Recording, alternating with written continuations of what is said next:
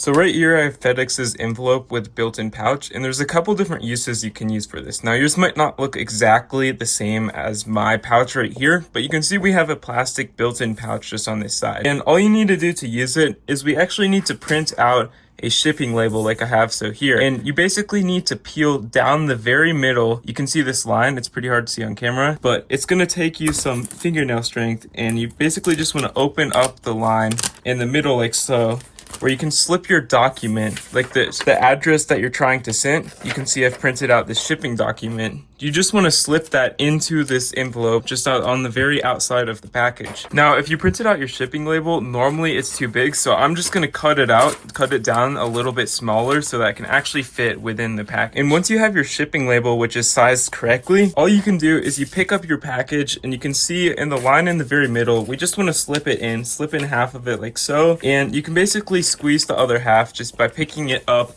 under here and just threading it through here like so. Now it's pretty awkward, but this is all you need to do to actually put in your shipping label. And you can basically reuse these packages just because the shipping label is not actually on the package, but it's just a nice little slip of paper that you can easily take out just the same way we put in like so. And you can simply put your stuff in your package and reseal this package using tape, but you can actually reuse this package in the future and you should be good to go.